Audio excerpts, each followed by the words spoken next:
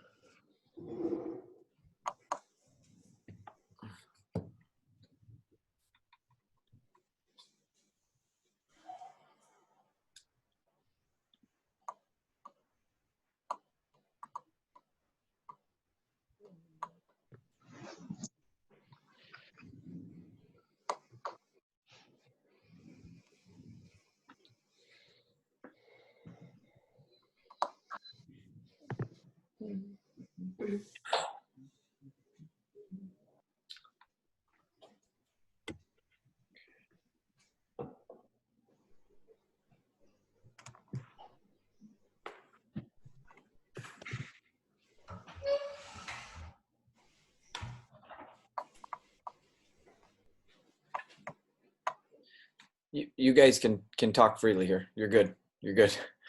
I just still got people coming in, so I'm just letting them in from the waiting room thing. So, how about it? Hi, everybody. I have no idea.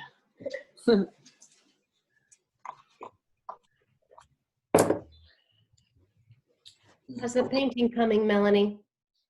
Well, one wall at a time. That's my motto. I got one done. 3 to go. So we'll see. If I don't get all the way done before school, we'll just keep plugging away at it. It'll get done eventually. It looks good. Good. I'm excited. It is a good feeling to get it done, for sure. Yeah. Yeah. I've done a lot of painting. I don't mind painting. It's kind of it's one of those tasks that doesn't take a lot of thought, you know? So it's kind of, I don't know, just kind of easy to do. Mm-hmm. Morgan, I love your pop of teal in your room. That was a good choice. Yeah. Thank you. Super cute in there. Thank you. All right. I don't see anybody else popping up in the waiting room, so I'm just gonna. I'll jump in here and get going. Hope summers are going well. Hope everybody's been plenty busy, enjoying the sunshine. Looks like a gorgeous weekend, so good opportunity there to get outside. So the document that I'll be working on, I will share my screen here in a little bit, and that's kind of what we'll base this off of. I emailed that out yesterday, Wednesday, today's Friday, I don't remember. I am also recording this because I've had a couple people say that they couldn't join this morning and asked, for the information and to watch it later. So I will be recording that, and then I'll just email out to full staff. So it will be there. But before we get going and kind of looking at this, I want to thank you for patience. I know we have a lot of planners. I mean, by nature, you are in education. We have a lot of people that, on the ball and want info. So I thank you for your patience, because this has been a process and it will continue to be a process. I mean, looking back, no different than the spring with what we started with and what we ended with. There was some shift there. So I also know, and I want to fully respect, I know there's a spectrum. I mean, we have people all across the board in the thinking and thought process with what this is, what this should look like, nationally, state, community, and within our walls. And I want to be clear. My goal with this whole thing and today, I'm not here to shift anybody's mindset in any way, shape, or form. but I just want to give you the information and just kind of let you know what our day will look like and what those things, the different pieces of it will entail. I will, once we get going and we've got kids in the building and stuff like that, I will ask that same positive demeanor that we always have. I mean, I've been talking to a ton of parents here this week with different questions, and across the board, they're excited for school to start up again, whether that's choosing the online route or coming into the building. So that same first day excitement and enthusiasm is there. It's just going to look a little bit different for us and everybody else. And so again, I want to say up front, I fully respect wherever you're at in mindset, thought process with the whole thing, and just want to be sure that I'm giving you with this and throughout August as much information as you need to be comfortable and prepared for our school day. So with that, I'm going to share my screen here and jump into the document and kind of what we'll do. I'll just kind of go the overall arching stuff, what it looks like on site, what it will look like typical day, that sort of thing, and then online. And if you have questions, feel free to fire away, but I know this format isn't always not everybody's comfortable raising questions in this type of format, or it might come later. Email me. I'll be in the building full time starting next week too. So if you prefer that, I'll be here. So whatever works best. If questions arise or anything like that, you need something with a little bit more clarity, then I want to make sure that you have the information at your fingertips. So with that, I will share my screen here and start. Where do we go here? This one, I think.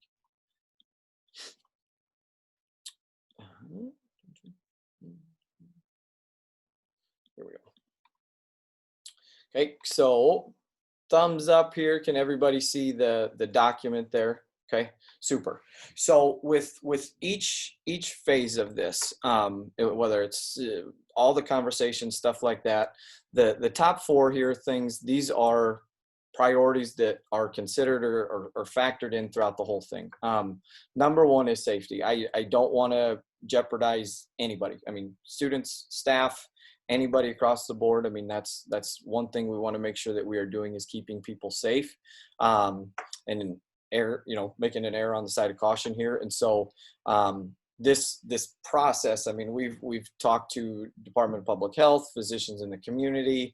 I've called a couple of my friends that are doctors throughout the state, out of state, just because they have no skin in the game here. Just tell me what they think, and got feedback from them as well. Emergency management, and just kind of, where do we need to review or make other considerations. And so safety has been, I would say, top priority throughout the whole thing. The educational experience. I mean, we want to give kids the best education possible. I know last spring was a challenge for us as staff, and then also kids being at home. And there's no doubt that kids being in school is what's best for them. But again, we have to guarantee and go through and make sure that it is done safely. Kids being with their peers, the mental health, the ability to read and grow as a friend and a team member, and then obviously their instruction coming from you, from staff, from the experts. Another piece of this, though, see there is the feasibility, making sure that this is something that we can do that will work. That it's something that is manageable for us in the different pieces of this, but also for families. I know some of the conversation early in looking at different options and structures was, partial day schedules, split schedules, all those different things on the table, and feedback from people we got, and how to make all these things work. Just kind of the overall feasibility. And then the last one is cleaning. I mean, if having kids in the building, maintaining that safe environment for everyone, for students and staff, and how that all plays out. So those are, I mean, throughout the whole thing, when we're talking on site, those are pieces that have been evaluated as we go through it. So what it actually looks like then, and these are, you know, kind of the, I would say there's, I mentioned at the beginning, there's some flexibility and some growth with some of these. These aren't really, you know, options for us right now. I mean, these are ones that, these are kind of more of the absolute type stuff. So some sort of face covering worn by all students and staff, masks or shields. They then, obviously, parents will have the option then through the weekend for online instruction. I've had numerous conversations with parents about, you know, what that is or with their concerns. But either way, a mask or shield, if in the building, is worn by everybody. I don't have on here either the piece about the plexiglass. That was delivered yesterday. Just some samples, some different sizes, so that we could kind of play with them a little bit on desks and table arrangements. But the plexiglass piece of that is kind of that break option, and I can talk about that a little bit further once we get into the classroom part. Okay, but either way, masks or shields worn by students and staff in the building. Social distance at all times. You know, trying to keep that six feet proximity, and then when not able, that's when we have to wear the masks, shields, but trying to keep that 6 feet ballpark in mind anywhere, classroom, building. I know some of the specifics, like concerns for recess and PE and those different times, those have been discussed, and that, again, when we get to the different parts of the day, I'll elaborate on that a little bit more. Temperatures, we will take them for all students coming into the building. Staff, we are asking, you can do it at home. If you have not done that at home, then we'll ask you to do that when you arrive at school. It's not recorded or logged or anything along those lines, but it's just kind of with staff, it's more of the honor system, trusting you to do so. But all students, when they come to the building, then we'll have that taken, and that is in the big district return to learn document. That is spelled out that I believe the number is 100.4. Anything 100.4 or higher, that student has to go. That student has to go home right away, and that is the district decision, not based off of the temperature taken at home. So one that I have to emphasize that is, you know, I'm going to encourage whenever possible, because I think it will be helpful to everybody, kids, staff, everybody, is getting outside whenever possible. In talking with the experts and the recommendations from the health field, viewing outside as different than in a confined space inside a classroom. And so the mindset, and I've asked multiple ones just for perspective on this. When we get outside, we don't have to have face masks or shields on. So, as we start kind of some of our August prep, take into consideration those different opportunities. Teachers, staff, you've got the green light, if for instruction or whatever, anything like that, you've got the green light to take them out when it works for you, for scheduling, when it's feasible for instruction, feasible for work time. We'll find a space, and we can talk kind of the outdoor spacing and things like that. One that we discussed this week too, Mindy is in the process of getting some amplification for our Wi-Fi, so that Wi-Fi capabilities, we will have that outside of the building.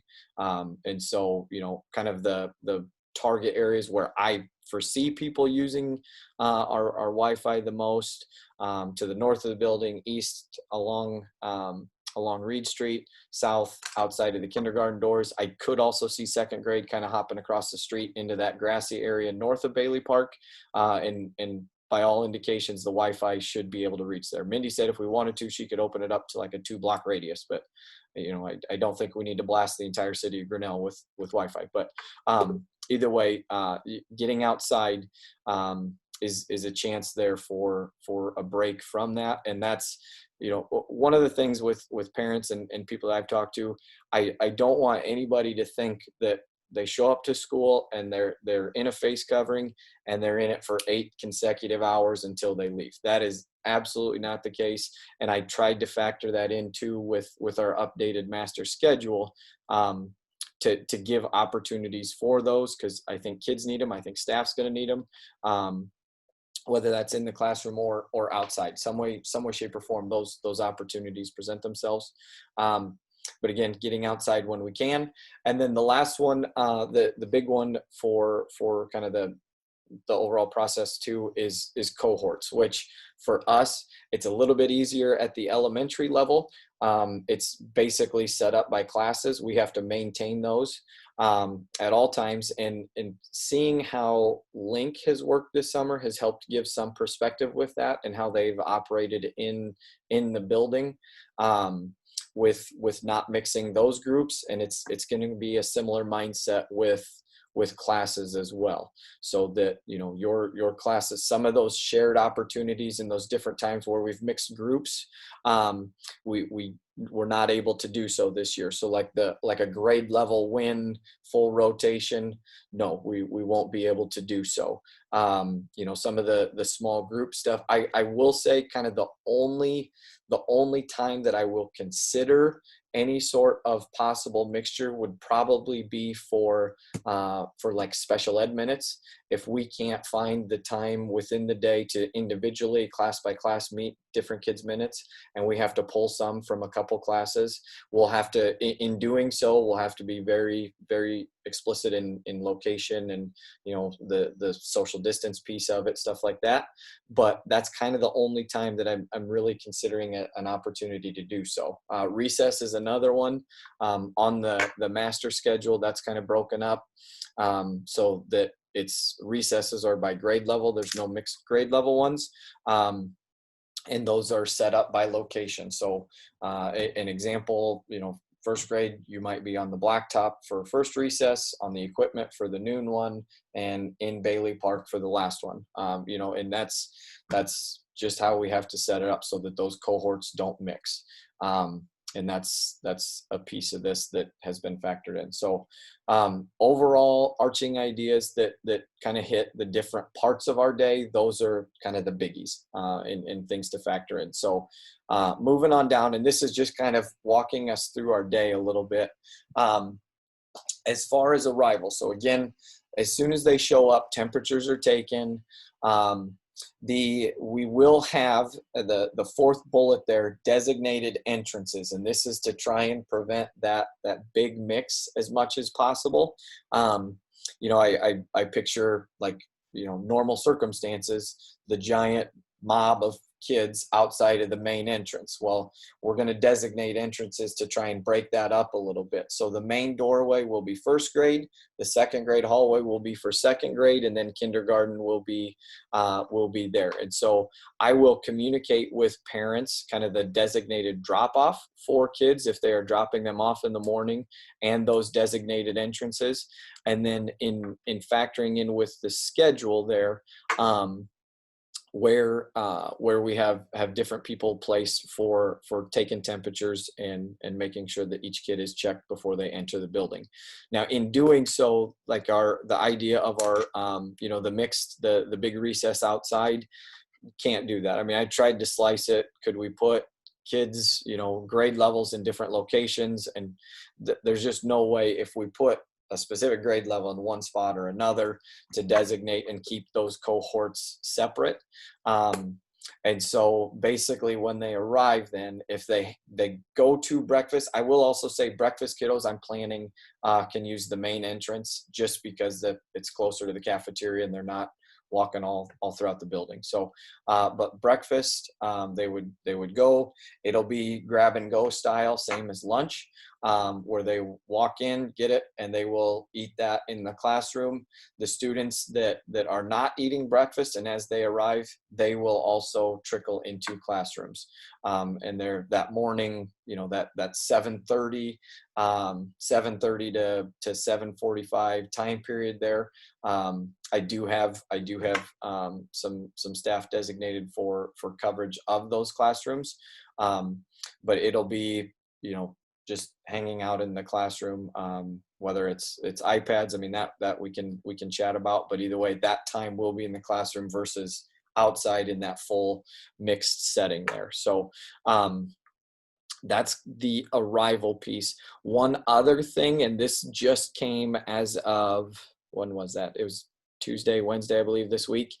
Our day, and this will explain some of the other things. Our day will officially now start at 7:55 versus 8 a.m. And go until 2:30. And I'll explain the 2:30 piece here at the end. The 7:55 was because we found out this week that the state is still requiring the instructional hours or days. So we still have the 1080 requirement. In order to meet that, we bumped it up the 5 minutes to 7:55. Okay, so that meets our instructional requirement from the state. In the spring, that was kind of waived, and there was thought that 1080 would be waived, but it's still in place. So we are 7:55 until 2:30. Again, that will also be communicated. Okay, so in classrooms, masks, face shields, they will be arriving in a mask or shield. I mean, by preference. And then when they are in the classroom, so I have on here, when not able to be 6 feet apart, pretty much the time that they can take those off will be when they're seated at their individual desk at those plexiglass dividers. Otherwise, they should have them on, whether it's the mask or shield. Some of that will be preference, but I'm also, in kind of looking at some of the plexiglass and just thinking about our standard day, there are times that I'm probably going to encourage a face shield. If they're at the, like a kidney bean table doing guided reading, you probably want to be able to see, the lip movement and them to be able to see yours. That would be a time I would, if students are all able to be comfortable with a shield, that would be a time I would encourage a shield. But just kind of in general, thinking about standard instruction and standard things that take place, you can still pull them up to the carpet for large or whole group instruction. Like some of the dots, I would say we need to try and maximize the space and distance in between there. That's probably not going to be 6 feet. I mean, just looking at the size and specs of our rooms, it's not going to be. And so that's a time masks or shields need to be worn. And so think also, another piece of this, start thinking about furniture and arrangements and how we can maximize kind of the working space in the room. That is one, the large group and carpet-based instruction there, something to consider. But another piece of this that when talking with all the doctors was that basically they get red flags, they get concerns when that 6 feet is not met and kids are in close proximity for 15 minutes or longer. And so, if thinking of like the mini lessons and how we do instruction, I think how we have that structured will help us. But it is something to consider there. I fully understand, fully aware of that type of instruction.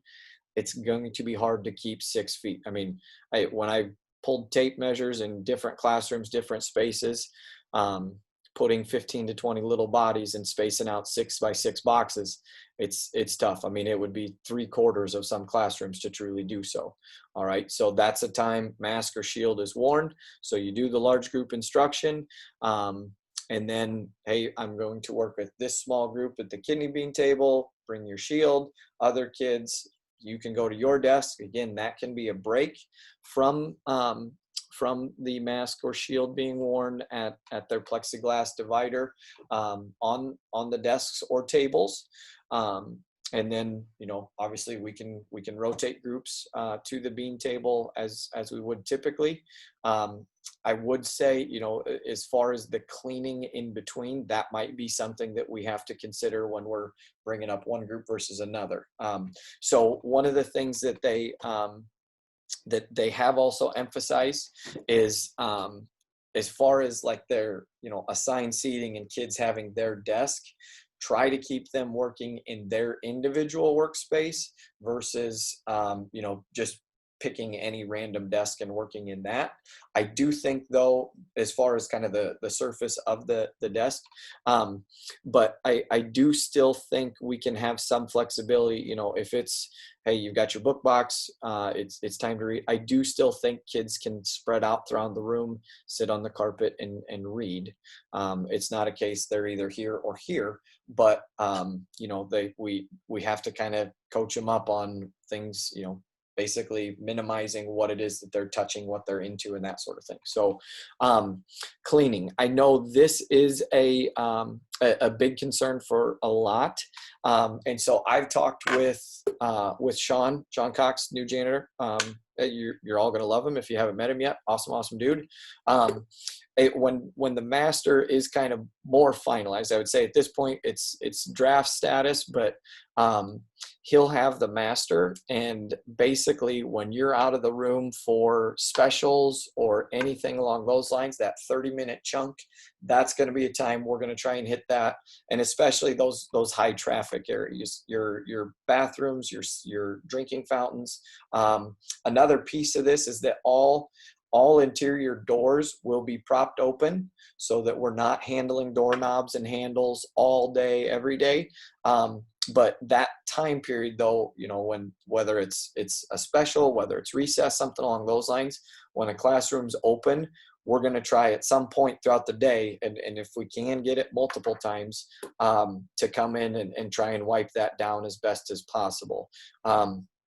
That's also another reason that the email went out yesterday that we're advertising for another para position at every building, and it's kind of it's quite the posting there, where it's basically a para position / janitorial responsibility / kind of nursing responsibility. So it's, you know, it's kind of this you know, unique unicorn, I guess, of an individual, but and responsibilities. But that will be another, you know, another thing that person would potentially be tasked with is, you know, pending on scheduling, hitting different classrooms to help wipe down desks, wipe down tables, or whatever it may entail. So, but I do also think, you know, they're just naturally kids, like lunch, breakfast are going to be in the classroom. Hey guys, you're going to have to do, kids are going to have to do a little bit more to try and keep their space clean. And that's something I've talked with Sean about, you know, as far as having food in the classroom. You know, they're not the cleanest of eaters. We have the younger population, so they don't always hit this space in their mouth. But that idea that we'll have to coach them up a little bit more on, you know, after breakfast and lunch about kind of wiping it up. And then I'm also thinking, you know, at the end of the day prior to dismissal, some sort of help there from them in cleaning. But as far as the classroom goes, that's the guidance and kind of the setup of it. In the hallway, and I would say we are, you know, at the elementary level where teachers paras, you know, typically walk with them. It will help us as far as kind of that, but again, you know, we will, I guarantee we're going to have some, I can't just structure it so that only one class is in the hallway at a given time. But when talking with the doctors, I said, you know, how much concern do we have to have of, you know, two classes passing one another in the hallway? They said, well, they're not within 6 feet for 15 minutes. It's just kind of a brief deal. You know, I'm thinking like at a grocery store. They're in the building. They should have that mask or shield on. They're walking in the hallway. They, you know, obviously we don't want them just in a mob, just hugging each other for 15 minutes. So we have to prevent that. But you know, they can. I'm going to encourage just kind of walking along the hallway. In measuring most of our floor tiles, they're generally 3 feet wide. And so we have 2 of those in width throughout the hallways. So if we can stay on that green strip right along the wall, you know, I joked with one, I'm not going to ask them to put their back flat on the wall and shimmy sideways. You know, we're not going to do that. They can walk in the hallway, but just try and maintain, you know, as close to 6 feet as they can. And not only from somebody that they might be heading on, but also staggering the distance in between students within a classroom. You know, to try and maintain that 6 feet when we can. Our drinking fountains throughout the hallway will be turned off, but we can still keep our water bottle filling station available. And parents, students will be encouraged to bring one, but home base for water will be within the classroom, and potentially the bottle filling station if time allows. And if we have to come up with a schedule, you know, when classes fill up at the bottle filling station, we can do so. Okay. But in general, that's kind of stuff there. One that I do, so kindergarten and first grade, as far as restrooms, that's, you know, you have those within your own classroom. Those, again, will be something that Sean or that additional para will be tasked with coming in and trying to wipe those down as frequently as they can when you're out of the room for specials, recess, things like that. But second grade, you know, we'll have to talk probably about a schedule as to when second grade classes use the bathrooms in the hallway. It's again kind of with that mixing of cohorts mindset there, so that it's kind of structured a little bit more. I'm not saying if a kid has to go to the bathroom at a time they're not scheduled to, that they can't, but just in general, if we can try and structure those, we'll probably have to do so. Okay. Hey, Josh. Yes. I have a question. Thinking about not being able to use the drinking fountains, have they thought any more about putting in more of the bottle filling stations? Because only one now just doesn't seem like very many. Discussed, but with our building, not the easiest possibilities. So yeah, at this point, no, but has been discussed. Yes. Okay. Good question. Okay. All right, scrolling on to recess. So I mentioned the rotation there. That is one of the tabs on the master with the different locations. Basically, and again, that's that mixing of cohorts, why we have to kind of structure it that way. With one of our BLT meetings this week, kindergarten, I used the back door to your classrooms for the exit to get there. One of the things and this recess was a huge red flag for me for safety and how to manage this whole thing for a variety of reasons. One, that, you know, that social distancing. I mean, the big concern from the doctors is droplets, sweat, stuff like that. You know, kids are outside, they're going to be yelling, louder voice, and it's going to project more droplets coming out, that sort of thing. And so I asked a bunch of different people, a bunch of different questions. And so here are some of them. Again, recess outside, they don't have to wear a mask or shield. And so one of my questions, okay, if I've got 60 kindergartners outside, I mean, in the winter, they can't even keep track of their coats. You know, when it's cold outside, we have coats laying out there. How do we keep track of 60 masks, shields, all that stuff?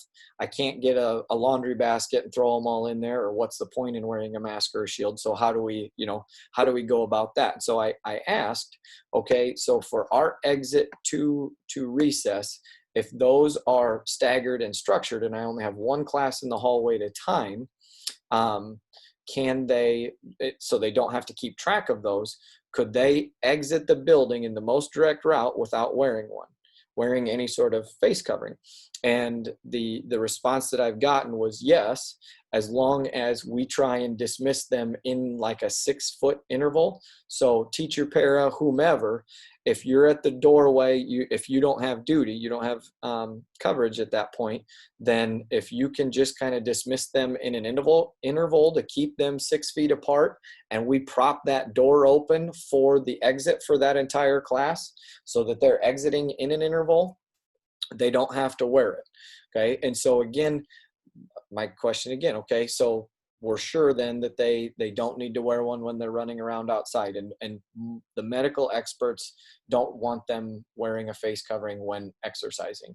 So for PE and recesses, they said don't need to, and you know, thinking about the parks and playgrounds throughout the community, that's kind of the operating how it works. With it also, you know, my concern being, okay, so they're unmasked, they don't have a shield on, we're running around doing all that stuff. Do we have to worry about, you know, as far, because they're playing tag, they're going to be within that, you know, within that 6 feet out there. But again, they said they're not going to be there for 15 plus minutes. You know, I think of an elementary recess versus like a middle school recess. Middle school recess, they're going to congregate, and a lot of times they're going to sit and talk. Well, they're going to have to worry about spreading out. Our kids are running around, they're moving, they're all over the place. Okay. So the feedback that I've gotten is you don't have to worry about, you know, that maintaining that social distance. So don't think that you have to be police of, you know, hey, 6 foot bubble, can't go anywhere near anybody, because they're going to. And that's from the doctors and physicians in that outside setting, that's okay. Now, if they're just face to face for, you know, trying to just have an in-depth heart-to-heart conversation for all of recess, yes, then we need to get them separated. But if they're running around playing tag, doing all the different things that they do, there's not the concern from the medical community.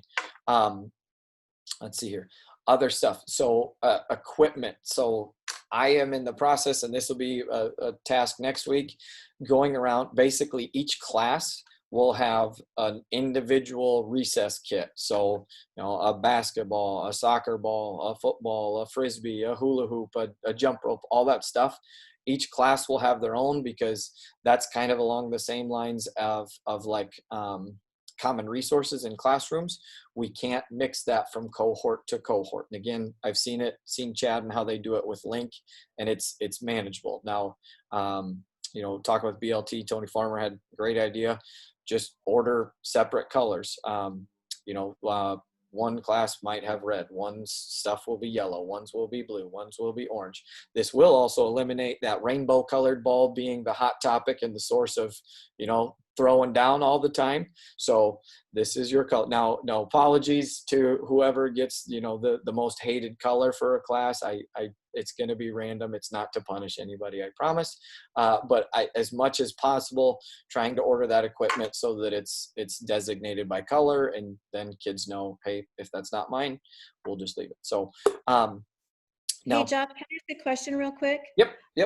So you told us how we're going to get outside for recess. Coming in, are we not going to be lining the kids up, or is it going to be the same thing? Because they can be in line sometimes for quite a while. Sure. So I am going to talk to Sean about, on the blacktop, putting like 6 feet X's Okay. for that portion. The equipment one, I'll probably have kind of two lines over here on the blacktop. One will be that group that's on the equipment. That'll be their line. And the other one will be whichever class is on the blacktop. And we'll, again, try and X those out 6 feet from one another. The one I have to double check what we can do across the street at Bailey Park, because technically that's not our property. And so I can't just go spray red X's all over the sidewalk there. So I have to double check what we can do there, but something similar over there for that. And then I'm also thinking where I have on there the staggered release and returns. So like thinking of the kindergarten hallway. I will probably have Megan, well, kindergarten's a little bit different because you guys, I would say you can use the back door to your classrooms. So second grade, for example, Hannah's class probably won't be the first one in, because as you know, that funnel, as they come in and then try and turn and all get in the door, well, if we have them all huddled there and we've got the next class coming in, and then it's just kind of that mob of kids, so we'll have to stagger that return into the building. So like second grade, Sandra, your class might be the first one in. Boom, once they're to such and such point, then Mindy's class comes in, and then Hannah's class comes in. So it's just, you know, it's just a logistical thing that we'll have to think of a little bit more as we come back into the building. But yes, you know, those lines, I am going to talk to Sean and try and get some X's drawn. But the across the street one is the one that I'm struggling with how to do yet. So yeah, but that is a factor. Hey, Josh, can I ask, and there's noise in the background, so I apologize, but so is kindergarten coming in their individual doors too, or is there ever a time where one of us are going out when the other one's coming in? So Lauren had the genius idea of sending them out and bringing them back in the kindergarten doorways. And if we can bring them in too, then that eliminates that mixture or combination of any potential, you know, in between. And I believe I've got the recess time set so that shouldn't be an issue. But if we can do that for kindergarten, then first grade, you should be able to use the hallway straight shot out the door, and we should be okay there. Yep. Okay, which I know logistically that might be a time, okay, I've got to make sure that somebody, whoever, that I've got somebody to make sure, all right, kindergarten doors are open and we let them in, you know, we go from room to room to let them in. So through those outside doors, okay? And Josh, this might be not anything that we need to worry about right now, but if the park across the street is muddy, is there a plan B, or are we just going to let them go in the mud? I've talked to Sean about that. I've said that that's just kind of how, I mean, in order to keep them spread out, that's just something we're going to have to live with. You know, I guess one of the things I'm thankful for is that we didn't dive into fresh new carpet this year, because it wouldn't turn out the best. But I said, this is just one of the realities we're going to have to live with. There's probably going to be more grass. There might be a little bit more mud. You know, and I'll probably communicate that with parents too. You know, if especially there's going to be wet shoes, wet socks.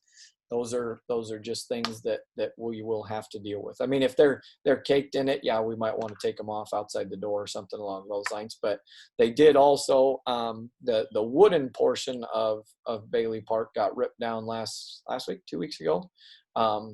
And they have since added more mulch to the south side of that equipment. And so they are in the process of adding more mulch there, which should help.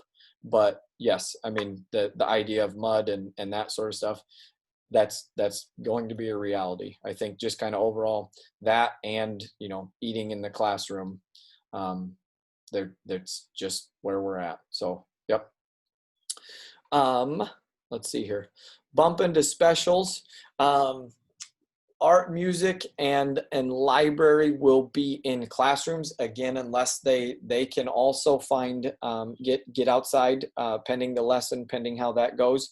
And that's just with the idea, you know, like music, that's one that they're worried about with the spread of droplets, with, you know, projecting sound and opening the mouth, that sort of thing. Art with the shared resources, shared materials. And so Farron will be traveling from room to room. PE, we're talking with Tony, we're going to try and get outside as much as possible, weather permitting. And if it doesn't, then we have to get creative, and that would be in classrooms. I did also, you know, when talking about the flexibility, with this whole thing, because I would say some of our specials, those have been ones that administrators we've kind of chopped and sliced and tried to figure out different things. As of right now, this is how we're starting, but I would say this is one that we'll revisit. You know, whether it's equipment or spacing, stuff like that, can we put them in the gym in some way, shape, or form? We're going to look at that, but for the start right now, this is the approach we're taking. And for them as well, you know, with music or PE or any of those, that's something that we do also have to factor in, is that equipment from one class to the next. And so that will be one of those. So one of the bullets on the specials piece also hits kind of the title or special ed group.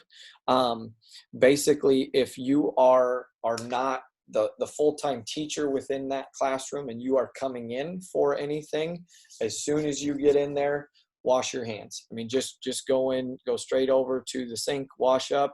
And that's just, you know, I'm thinking of our title teacher special ed. If they go from one classroom to another one, then we're not potentially spreading, you know, one classroom to the next. And so specials would take that same approach. And in general, though, anytime if you are traveling or moving from one classroom to the next, first thing you do when you get in there is wash your hands.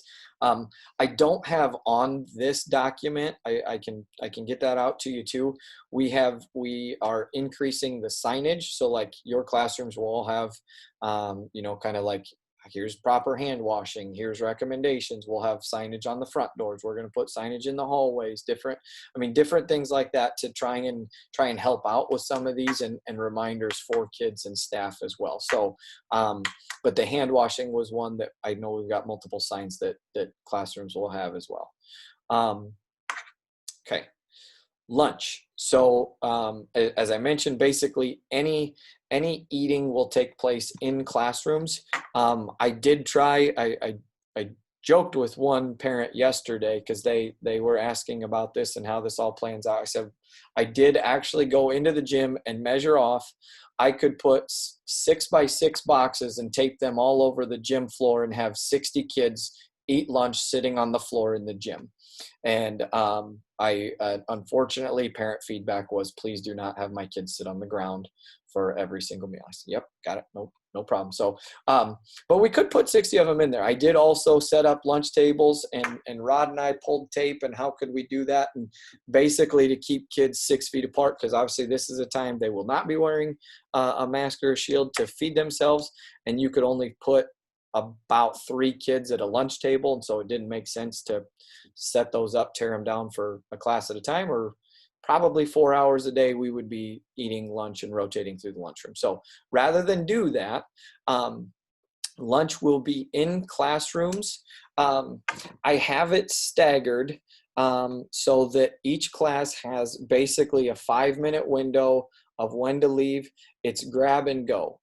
There's, you know, the idea of like the salad bar, the different fruit options. Carrie's just going to, and I don't know 100% if she's using like a disposable tray or a bag or how she's doing it, but those will just be preloaded. She, you know, we did different things and talked about that differently. I said, for simplicity and how we're doing this, I mean, if you don't want to try and feed kids for half of the day, we need to make it as simple as possible. So she's preloading those so that it's basically they come in, here you go, here it is, grab your milk, and away you go. Now with that too, we're not going to scan. And so during that, so what I'm envisioning with this is teachers having a laminated sheet. We'll still do the Infinite Campus thing, plug in, so that way Judy has the count and what she needs to do, but you'll have a laminated sheet, so that way you can use the same one day after day with those little barcodes and basically circle X whatever the kids that are getting it, and just follow your class in, and we'll just leave that in. You just kind of keep an eye. Yep, that kid took that. This one brought their lunch. They grabbed their milk. We're good.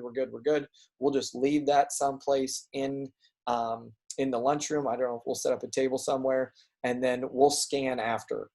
So that way that's not being done to throw off that staggered timing, but in doing so, then you got your time scheduled, you rotate in, you grab it, you go back to the classroom.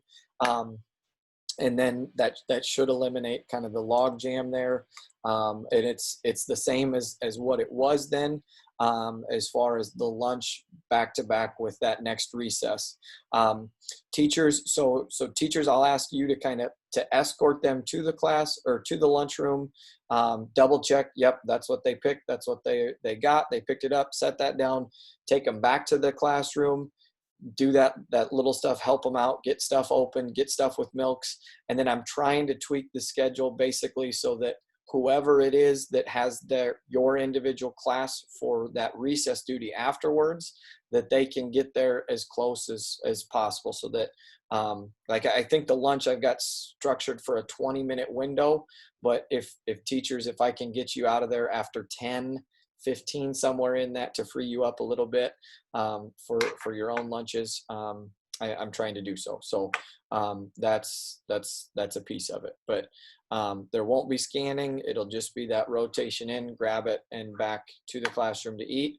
We have also we are also ordering more of the giant trash cans, the ones with wheels, and we'll have one station for each grade level.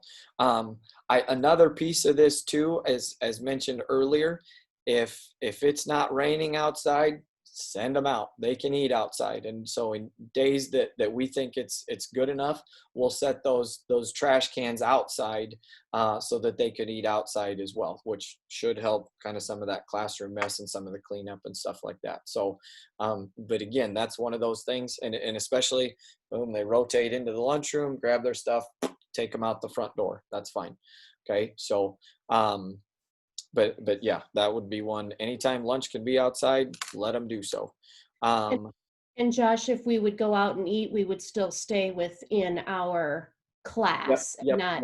Within that cohort, try and, I don't know that I need to section off and designate where. You guys just use your best judgment and keep classes set one, a safe distance from the next class, I would say.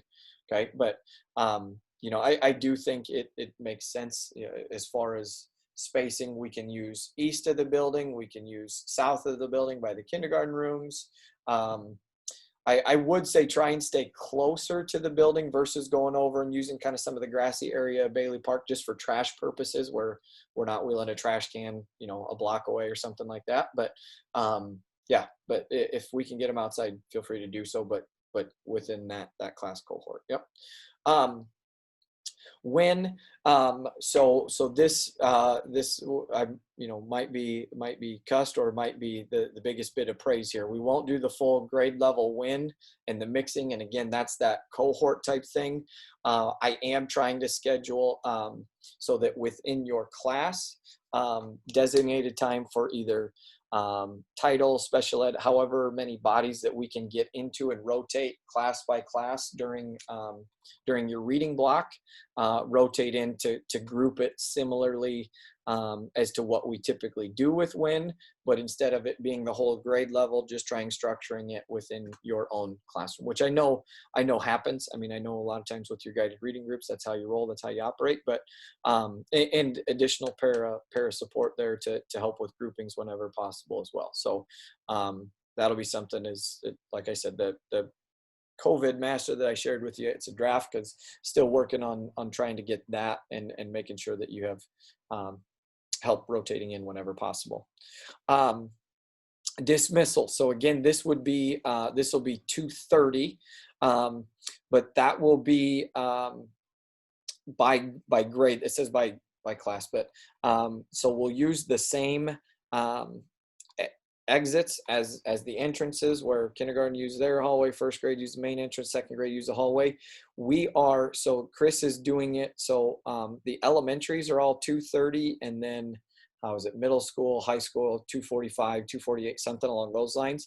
So our buses should be fairly consistent. I mean, that time should be fairly consistent so that we can get kids out, at the same time. We should be able to factor that, because I know like kindergarten, walking around there, that's a bit of a stretch. And so if we can, having that schedule that Chris said, elementary, it'll be this time, bus 10 will pull up, boom, this time. But we can't do the whole big mixer there in the gym and putting all those classes together. And so they'll leave with their mask, they'll walk that way. And then what was the other point? I had another point for dismissal. Oh, we'll get to that here in a second. But in general, they'll use those same exits as they do for the entrances. Okay. So Josh, can I ask a question quick? I'm sorry to interrupt you. absolutely, fire away. Do they take their masks home with them, or are we asking that they keep their mask like in a spot in the classroom? How are we going to do that? Yep. So each kid, we're also in the process of getting like, as of right now, what we've discussed is like a brown, like the paper shopping bags. And the reason those is because they said that that's a good size that we can kind of hang the shields within. So they'll all have their own bag that they can put their stuff in. A lot of parents I've talked to, they're just going to send them at the beginning of the day with something. They have to wear a face covering of some sort when they leave. So some way, shape, or form, they've got to leave with something because they have to wear it on the bus. And so just in general, when they are dropped off in the morning, got to have a covering. When they exit, they have to have a covering. But they can store stuff at school overnight. One of the other pieces of this that we're trying to do and to try and eliminate is as much of the back and forth stuff as possible. But you know, in talking with a lot of parents, they can wear their own, they can bring their own. But yes, they will wear them in, and they will wear something out of the building. Okay. But we are also getting those bags for kind of an in-class storage, should they need to. And another thing too, I don't know that I mentioned or not, each kid, the district is providing one shield and one mask for every single kid. And then we will also have disposable in the office. We're not, I mean, if a kid's going through 3 or 4 disposables a day, then, you know, that's a fun conversation I get to have. But we will have those on site. If they lose them, you know, they just, if they get something on them, it's dirty and they need something different throughout the day, then we will have those available too. Okay. So Josh, when we are dismissing our pickup kids, do we wait until we see, I mean, are we getting called? Because we can't bring like 3 classes of 12 kids down there. So how do you envision that while we're in our classroom waiting with the bus kids too? So that's something that I've got to probably communicate with parents, is that this is going to be your designated pickup time and location. And then I'm going to try and get, like, when you have your list of bus kids and pickup kids and walk kid, you know, whatever that is, then I'm going to try and put, in the same way I've got people at the different entrances in the morning, I'm going to try and put eyes on those exits for that same purpose, and try and designate them by grade level. So, like, you know, it's the same person that should have some interaction with that class and recognize kids. You know, that's something though that I'm probably going to have to be a little more tight with parents, that, hey, this is your window, this is your location, and this is how we have to do it. Especially those that usually come an hour after dismissal time. Yep. All right, so on-site questions there. Hey, Josh, Yes. I just wanted to share some ideas that Sandra's come up with. Sure. We talked about having a lanyard for each student, and we can attach their mask. In the works right now. Oh, you already, okay. Yep. And actually another, so I keep your questions. Another one that I'm working on also is going through Total Choice. So I'll send this out to everybody too. But basically I'm going to ask for you guys to send me a glamour shot, kind of a smiley happy face. And then we're getting through Total Choice like a bigger badge holder thing that will be your face unmasked. So that way, you know, whatever it is that you have wearing, kids can see you know, what you actually look like from behind that. And so that's something else that we are working to get you guys, especially the early elementary, so that, you know, it's to try and eliminate some of that anxiety for kids a little bit too. So that's another one. But you mentioning lanyards just, boom, brought that back up. So yes, but we are in the process of reaching out to businesses or whomever for a lanyard for the shields. Yep. And then I have a question, and maybe, okay, we all know that not everybody has a fever. I never had a fever the entire time. So if we have a kid who has a bad cough or a sore throat, they have no fever, are we sending them home? Because I know often we only send kids home with a fever, but there are lots of people that don't fever with this. Yep. Guidance that we've gotten from public health, we're going to probably be more aggressive with that, especially with coughing. You know, as far as kind of the spread of droplets, I mean, the concern there, I would say it's especially if it's a kiddo that is, you know, is struggling to keep a mask on or anything like that. Conversations we've had, basically we've gotten a green light if it's a concern for either a health type of thing or a safety type thing. They've, you know, I have to communicate that with parents, that we just have to be more, I have to be more aggressive and on that if they are showing those signs. And we also have to communicate with parents that, hey, if they're showing any of these at home, coughing, sneezing, stuff like that, they probably, you know, we got to keep them at home that day. And that's just the reality of where we're at. So, yep. Okay. Mindy, did you have other stuff with beyond the lanyard one? I didn't mean to cut you off there. No, and you mean lanyards too for all kids? Yes. Yep. I'm looking to try and get 200. Awesome. Yep. Hey, can I share an idea real quick? Sorry, Mindy. Yes. Sorry, I don't want to interrupt you. I can wait. No. Okay. So during quarantine, you guys can't judge me, but I downloaded TikTok. Okay. I am a TikToker. I don't make videos, but I like to watch them. And I got this really good idea, so I'm going to share it with you guys. You take like a rectangle size piece of construction paper, and I thought they call them messy mats, and I thought it would be really cool. You know, like you could have the kids decorate it. They could have their name on there, maybe even a picture of themselves.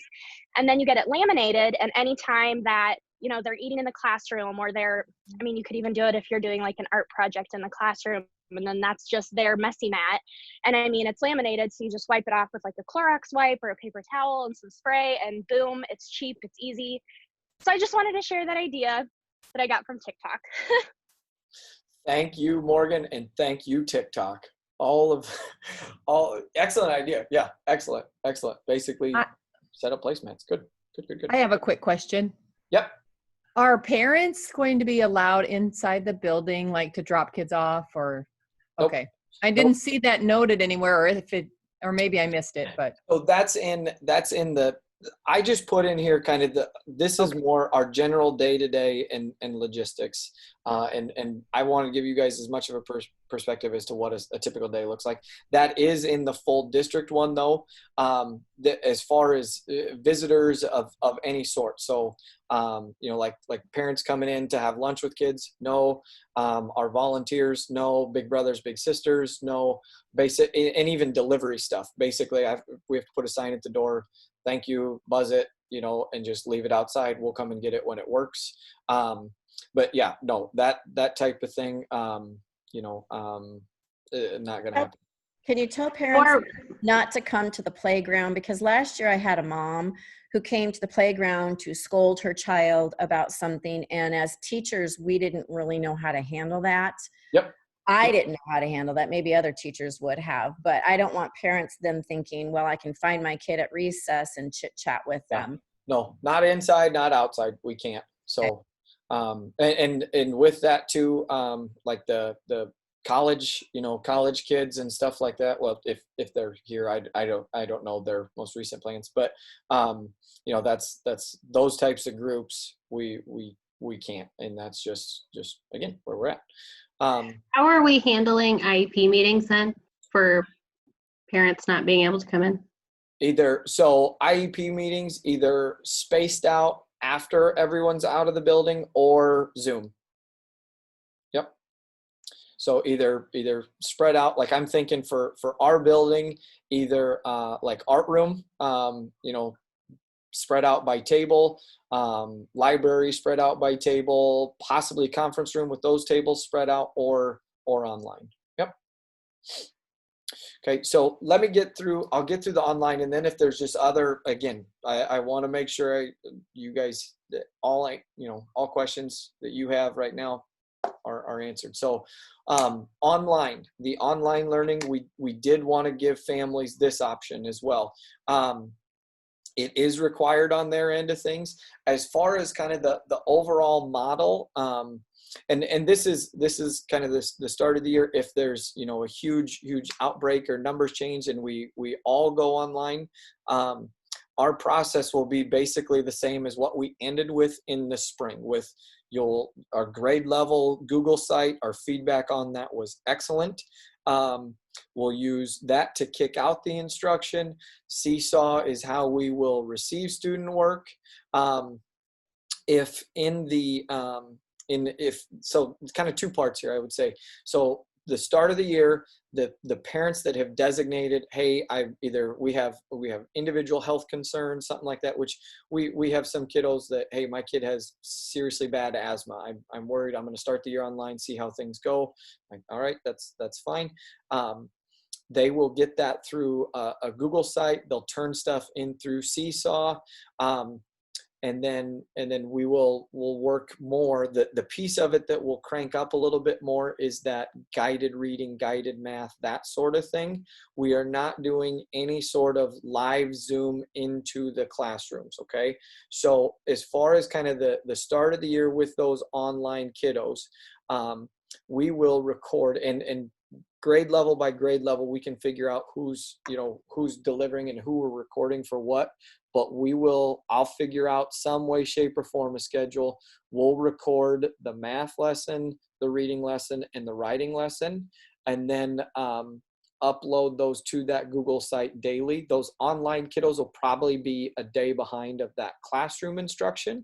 But, there was a lot of concern when we started talking about the parents that chose online doing like a live Zoom into a classroom every single day. And so we will record that lesson and then upload that to that Google site at the either end of the day or something along those lines. But so they'll still it'll be kind of the same as what we ended the spring with: reading, math, and writing. Was that Molly, I think, had asked about like specials, within the standard where we do have the face-to-face, and how often specials, guidance, how often those are on there. We'll work through that. But as far as kind of those go, we're not doing the live Zoom. It'll be a recording of a reading, math, and writing uploaded there. Now that's also then what why we're doing the 2:30 dismissal is, and that's kind of on that COVID master then. As far as those online kiddos, right now, I think I checked first thing this morning. I haven't checked my email for a little bit yet, but I think as a building we were at 12 or 13, something like that, and fairly evenly across grade levels. I think it was like 4, 4, and 5 or something along those lines. And so what I'm planning, my thought process here being, is to try, I know with 3 teachers in each grade level, I can't evenly distribute 4 kids, but basically individually having either 1 or 2 kids, whatever that number is, distributing those amongst each grade level, and then you have 1 or 2 kiddos, then that 2:30 to 3:30 would be to check in with, do the guided reading, guided math type stuff to check in and see where they're at. And then that kid, if because some of them, like we have a couple kiddos that like mom's having a baby and they just want to start or they're having a baby at some point throughout the first trimester or something along those lines. And so at that point they're thinking they'll go online. You would then have that connection with that 1 or 2 kids, whatever that number is by grade level, instead of, different ways to structure it. And so that way, if there is, we're telling parents we don't want as much back and forth with this as possible. And so if they're picking online, we're setting that through the first trimester, just so we have some feasibility with this, and it's not just kind of a moving target there with who's where and when. So kind of Josh, but realistically, aren't we pretty much, dismissal is going to take an extra half hour for like every teacher, right? Because we're going to be with our kids in our classroom. So I know we're getting out early, but we're going to be with our kids till 3 o'clock till that last bus comes, Well, So I'm also figuring additional staff. So with para schedules and how to do that to try and help out with kind of that taking over there of your class so that you can designate those days to connect with your kiddos online. So that's I'm trying to figure out. Yes. Can I ask about you're talking about doing like guided reading lessons or math small group. Would that be all of them together? And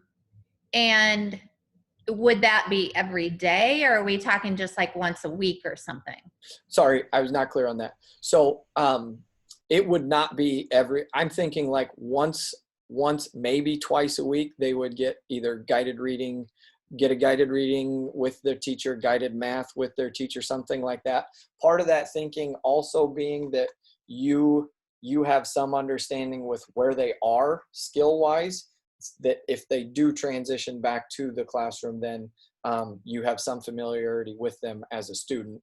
And they also have some familiarity with you as a staff member. But no, I think, as far as kind of how it's structured, if we want to do by groups, and I'm completely open to that. I'm just kind of designating those specific kids by teacher so that you each have 1, 2, keep it a limited number so that the number's down. But if we want to do if it works out, especially skill wise, I'm thinking like, say there's 4 kindergartners and they're about the same spot. If on Tuesday, Megan wants to check in with them, do the guided reading, and Wednesday, Morgan does guided math, and then Thursday, Brenda does writing or something like that. That's fine. That's fine. But it's not going to be you individually doing that stuff every single day. No. Okay. And can I ask another quick question? And I may have missed it while I was dealing with a little one.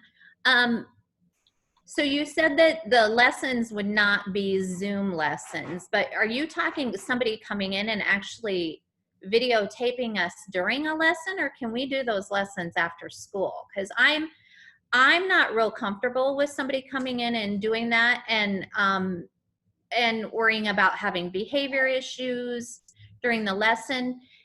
For me, I thought it was better to be able to access some of the things we've actually already created through the classes we took with Bill this summer. I feel like it would be more beneficial to be able to use those Google Slides on my iPad and teach it that way.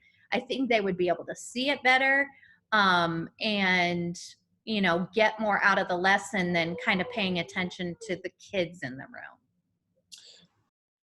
So kind of two different responses there.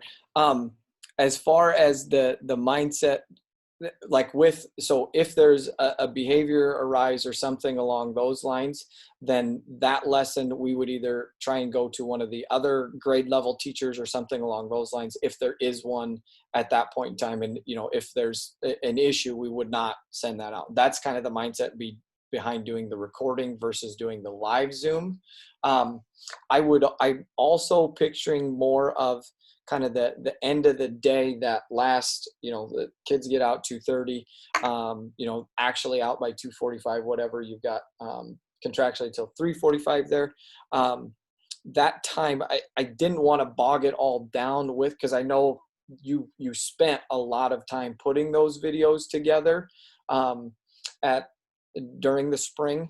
And so that was kind of the mindset, was to use that time more as a chance. This is my structured time to actually connect with those kids.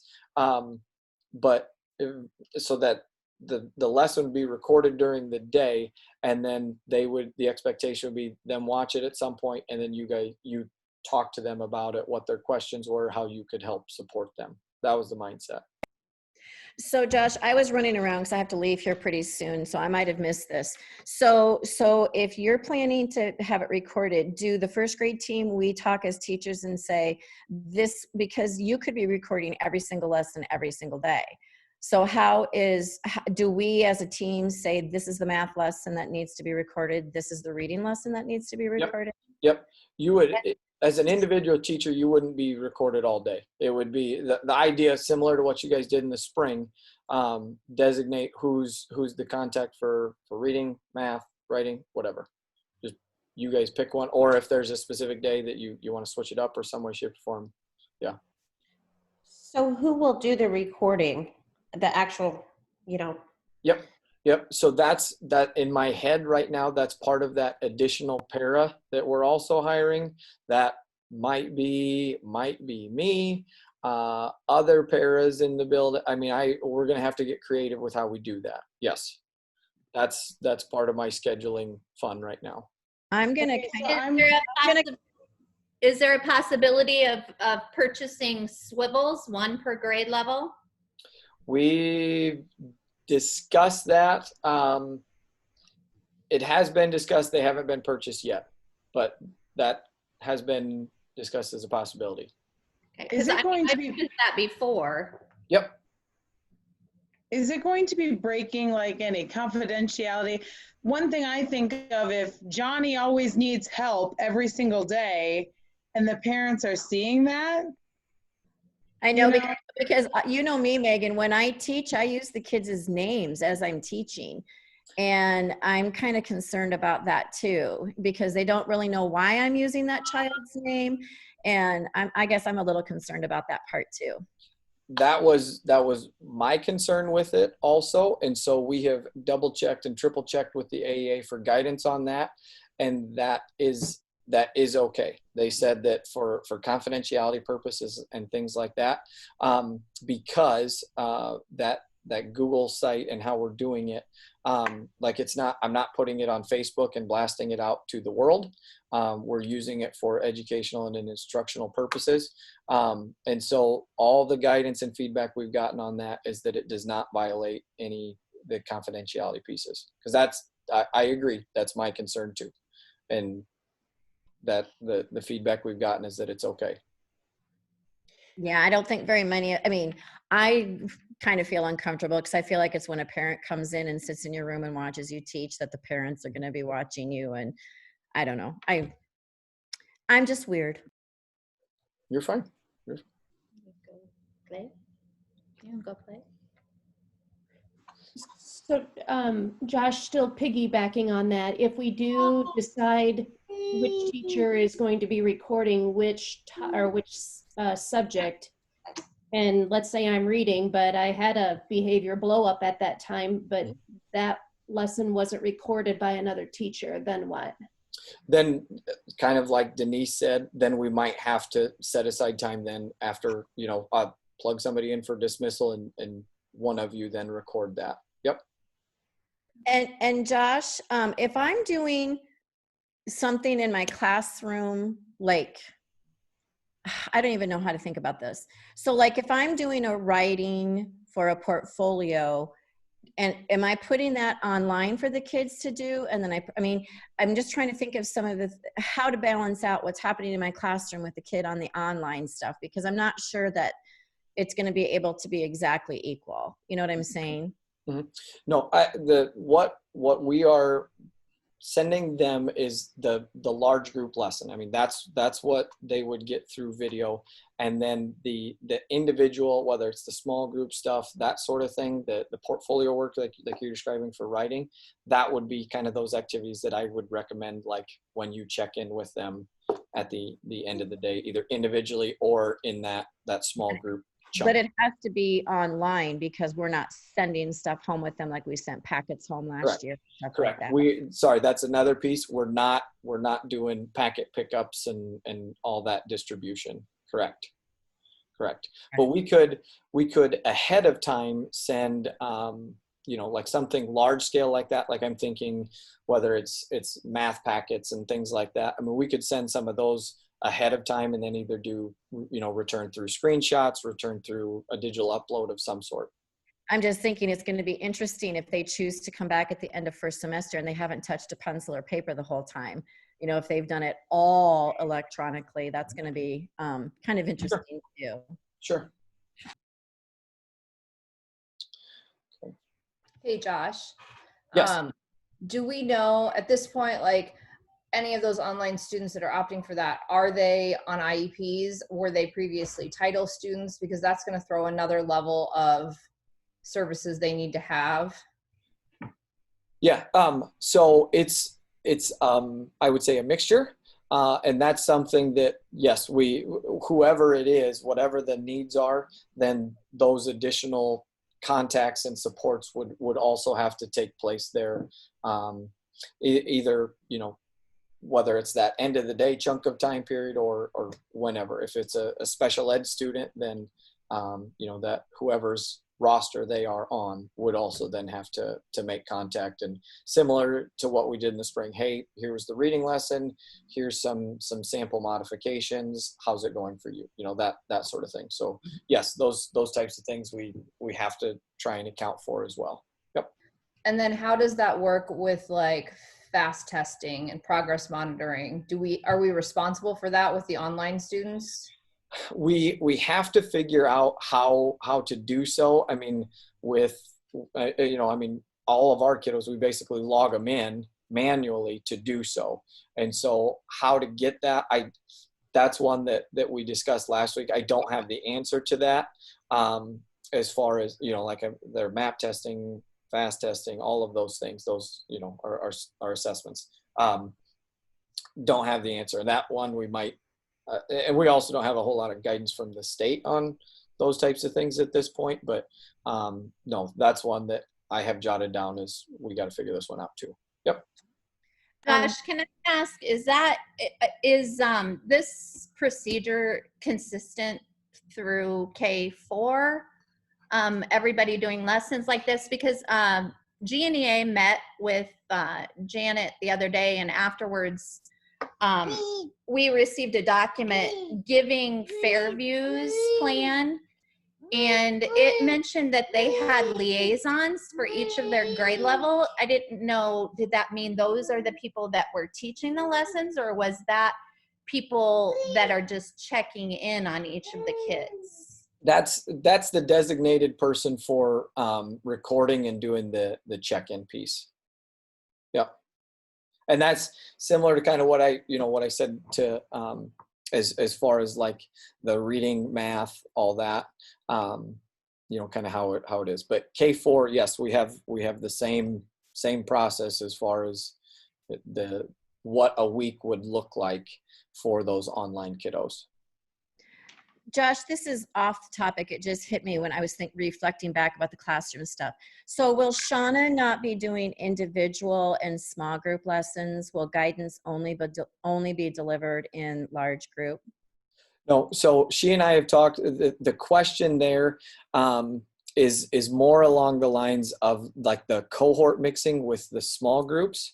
But no, she can still do kind of a small group, needs-based conversation. She still has the guidance lesson. She'll rotate classrooms for those.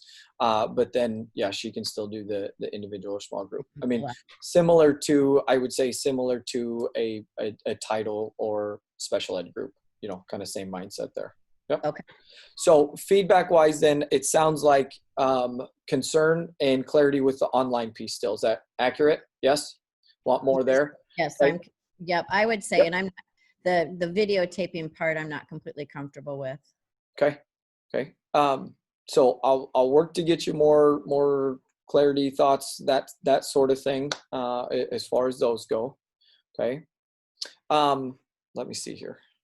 Going through this, that's all online. Okay. General, as far as on-site goes, any questions about operations, procedures, day-to-day things there? Can you tell me, and maybe you said this, but I don't remember it, the plexiglass, how many are we going to have in the room? Yep. So this was one set up, I think it's right now, where's it at?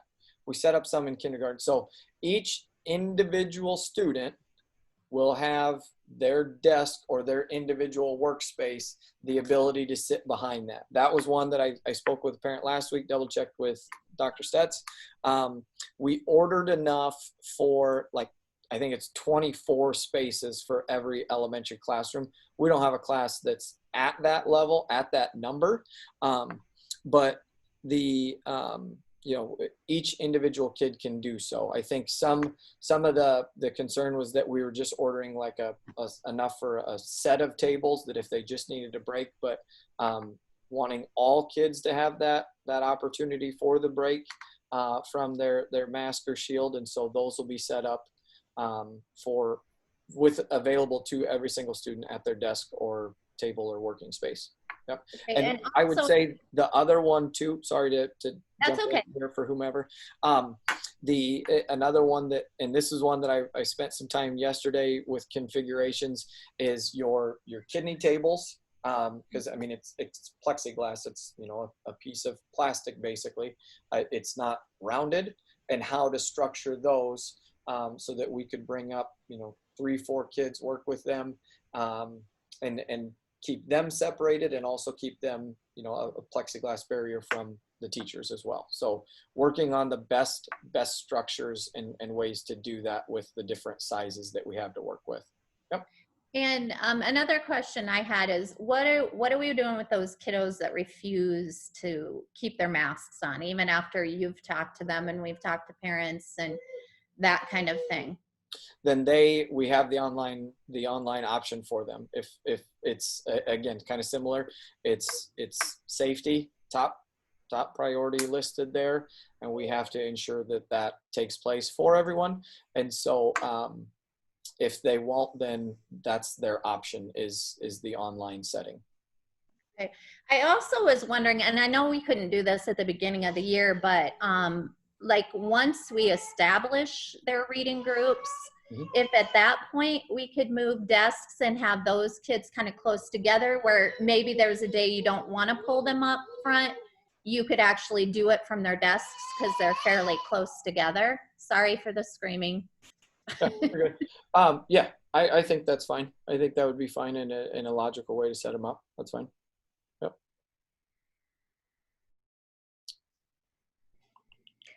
I've got kind of a silly question, but Okay. I see like other districts, they're not going to allow teachers to have bean bags, pillows. Are we okay with those materials, or? I would say I would try and stick with stuff that's easy to clean, easy to wipe. And so I'm picturing more hard surface type things versus the soft surface things. Yep. Okay. Josh, So like flexible, oh, sorry. I was just gonna ask, so is flexible seating okay? Like the stools that I have in my room? Yep. I mean, those you can just wipe down. Okay. Well, Sorry. hard surface. Yep, you're fine. in our coat hook area, we'll have kids with jackets or sweatshirts. Can they touch? Can their backpacks touch? Any of the items that the kids put up above? You know, do we need bins up above, or, you know, things like to eliminate some of that touching? I would say, let me double check that. That's a good question. That's why we're doing this. Okay. But I think immediate response to that, worst case scenario might be hanging them on, you know, like the back of a chair, something like that right now. But let me double check that with how, but I know that then that creates issues. I had seen that a lot of teachers are putting like command hooks on the desk and having them hang there. Okay. And also I saw another teacher, like the big kind of Rubbermaid 3-drawer things. I saw one teacher had bought enough that each child had a drawer, which would be okay, except in the winter when their stuff is wet. But, you know, I thought that was a thought too, but. This is I was thinking about having a way that there would be a spot for their, you know, a quick spot for individual masks, like, or face mask, shields when they go outside for recess. If we do have that lanyard, you know, then we do have their coat hook that they could just hook their lanyard on. Even their face shield could hook on to that hook. One of the things that we've been having Emily use the face shield here, you know, at an hour or two at a time. One thing that we do notice is we're always telling her to make sure that the shield is up instead of the shield down. That way, well, one, for contamination, but also the surface will scratch easily. But if, you know, but their coat hook would work for that. I've also been looking at an item like this to go up above the coat hooks on that shelf.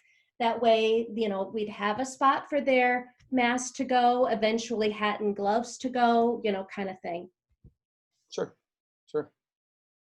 Let me just, I'll do more on the storage of their individual personal stuff with what they're bringing into the building. And I will say that is still something that I need a little more guidance on. We want to try and limit what comes in and what goes home, you know, back and forth and that sort of stuff. But there are some necessary items, backpack, coat, all those types of things. So, Well, and I was going to ask too about, you know, starting in October, we usually send books home back and forth. Will we be allowed to send books home back and forth, or will we not be doing that? yeah, I would say that's the similar guidance to what Allison has with library checkout. Okay. I think the day on that, the day length is 3 days. So if it's sent home, if we just designate a bin of some sort or something in your room that's designated, boom, we put them here, and those ones can't be checked out for that 3-day time period. And so different ways to do that, you know, as far as systems, but make it something that's feasible for you. Maybe those books in there, you know, like if you figure at worst case, they turned it in on a Friday, then anything in that book bin, whatever it is you set it in, that couldn't be checked out until Tuesday. You know, then it's got Saturday, Sunday, Monday to sit in there, and it could be checked out again on Tuesday. So then when you're thinking of like manipulatives or partner math or dry erase boards and stuff like that, try not to mix that as much as possible Right. as well. So I think that's something I did not touch on too, like communal type, you know, whether it's resources, activities, stuff like that, we have to try and eliminate those or limit them, you know, like I'm thinking, so that's one, and part of the kind of the idea with art, like, you know, just setting crayons on a table and all of them digging in and using that type of stuff, we have to try and limit that. Yep. But at the same time, you know, when I'm talking with Chad Nath, and kind of how Link is operating, you know, with COVID, they talk about your bubbles and having tight circles and, you know, your family. And if you do interact with another one, making sure that they've quarantined and that they are, you know, safe and all that stuff. Essentially, they're viewing like Link groups like a family. I mean, that's pretty much that bubble. And so, you know, I think that's kind of the same mindset here with the cohorts and with classes, is that's your bubble. Yeah. And another thing then, speaking of Link, Chad has told me how they do their field trips. You know, first grade, we do our field trip in September. Is that off the books? Because we do the butterflies? Yeah, I wouldn't plan on those right now. As of right now, I would say we're not planning to do so. That's what I thought. So I didn't even call Ryman Gardens because I'm sure they're not even wanting us there. Yeah, that's another, I don't know who's open or who's closed or taking kids or not. Okay, thank you. Yep. Josh, thinking again about those water bottles and the congestion that the water bottle, the one water bottle area that we have, that fountain, would the water bottle be something that could go home every day and then we encourage it to come to school already filled? Oh, that would make sense. I mean, that would eliminate some of that backlog too, but Yeah, but it would be an item that would go back and forth. So, right. you know, it's kind of a double edge, actually. Yep. If getting more bottle fillers isn't an option, to have that, you know, obviously parents are going to want, and we would want our kids to have something to have access to for drinking. But I don't know, I just happened to think about that we could encourage it to already be filled coming to school. Sure. Well, I speaking would, as a parent, I want Andy to bring it home every day so I can wash it. So, Right. I mean, I'm going to tell her to bring hers home Same. regardless. I think in general, the one that I'll get more clarity on is the back and forth concept. What yay, nay, all that. But So I know this is not related to Grinnell, but at BGM, they're having the same policy about the bottle filling station. And they have specifically said to all families that they encourage the child to come to school with a bottle filled for the day. so there you go. I'll still double check, kind of make sure that we're across the board, we're universal as far as, you know, going home and sending stuff back. Yep. Josh, how much cleaning are we expecting the kids to do, if any? And is that, I mean, are we, as far as are we using that as, yes, they'll clean efficiently? And I mean, is that?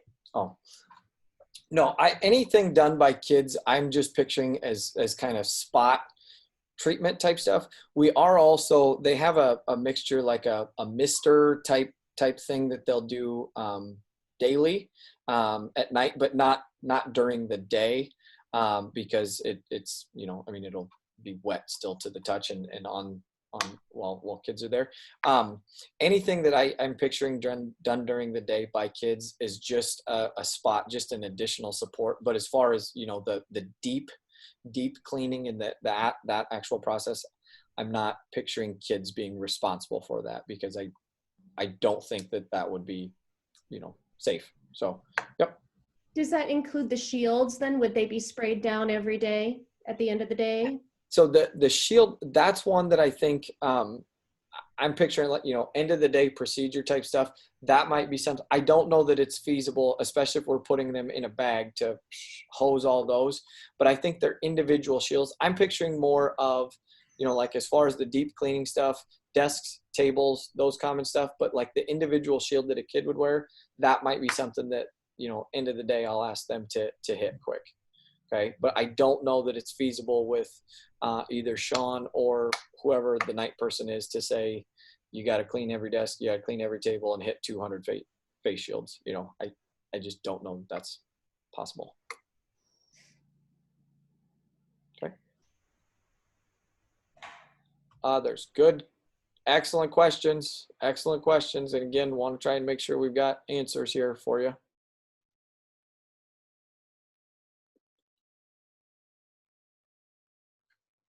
Oh, Josh, Yes. will we still do Tiger tokens and have Tiger store? Tiger.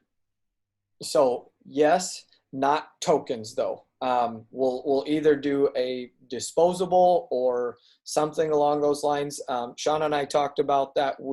There's a spreadsheet that we'll share with teachers where kids can kind of log how many they have, and then what it'll probably be is more a case of kids pick what it is, and then, you know, that they're going to use those for, and then that will be delivered versus, you know, all of them congregating in any one spot. So yes, we will still have that system, but it's not going to be like the tokens themselves. I don't know if we'll do a ticket or how that'll be arranged. I know Shauna and Amy were collaborating on that to try and come up with something that was feasible there. Yep. Josh, I assume we're not allowing birthday treats this year? Thank you. No. So what we'll do instead is either, I'm thinking more of like activities. So like a 5, let kids pick on theirs, and we could, you know, check with parents too on what they know about their kid, and parents, this might be a way for them to be involved. What would your kid prefer? Like a 5-minute dance party, I don't know, wear slippers or something, you know, I mean, different things that wouldn't be a food consumable that's sent from home, brought back and forth, you know, that sort of thing. More activity-based type stuff. And we've talked about, you know, making lists and basically letting then the kids pick what they would do on their birthday. But you are correct. Josh, do we have any theme that we need to be focusing on as far as decorating, hallway, building, that kind of thing? The district theme is better together. Yeah, just better together. So however you choose to slice that, that's what it is. But So are we gonna just do a grade level thing with that? Or, I mean, I know there was earlier in the summer, there was an email that kind of had started about generating ideas for the building, but didn't know if that had been decided or if we're just by grade level. I will be blunt. I have not put a whole lot of time and thought into that. So Understandably. yeah. So no, it's better together. I'm open if we want to. I would say if we can, let's do something building wide. Just another unifying piece.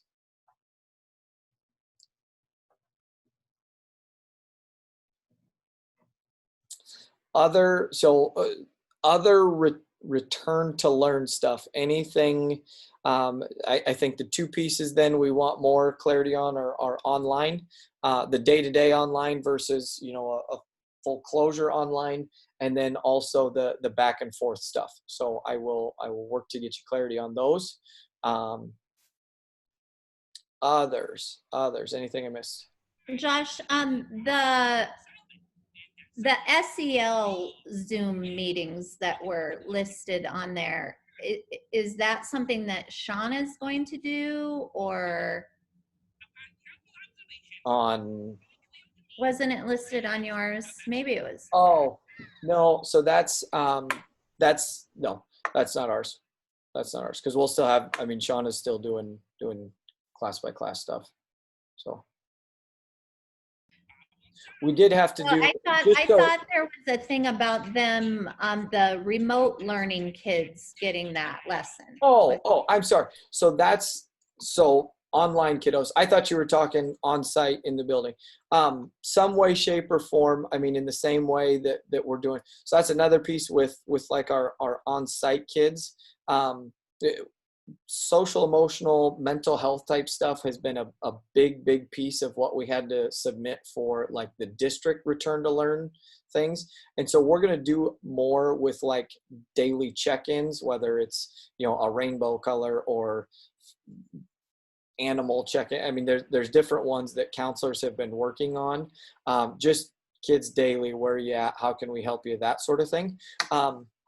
But then, yeah, we'll do something with those kiddos. That'll be another component of what they get online, is some sort of, a daily Zoom. How we structure that, I don't know, but they will get some level of guidance for social, emotional, mental health type stuff if they're an online kiddo. Yep. And again, that's something I know counselors have been working on, is how that looks and what's most feasible, most doable. Okay. Other stuff. I'm gonna check here chat wise.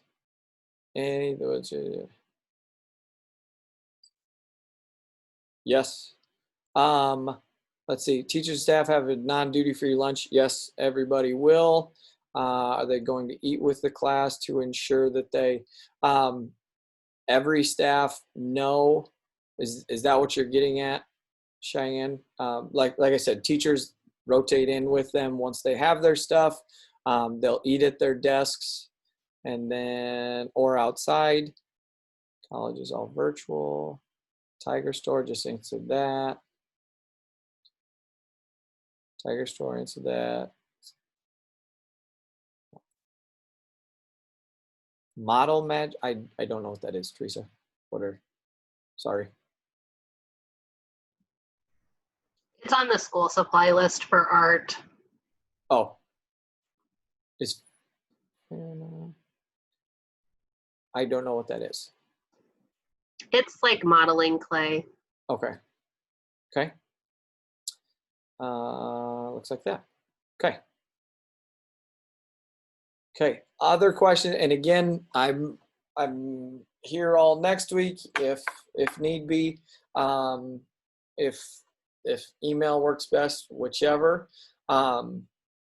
I also, so kind of other things kind of with communication and different things like that. I am planning either video or kind of a nuts and bolts type thing to share information with parents on, here's what a day would look like with those different, a lot of those items that we covered here. We've shared the full district return to learn plan with them, but this and the ideas and concepts within this and a day-to-day for them have not been shared yet. And so I am hoping either end of next week or early the following week to get parents some sort of information. But having you all here was kind of the idea. I want to generate ideas. What am I not thinking of? What do we need more clarity on? And so that's kind of the idea. So I'll get them something. Let's see here.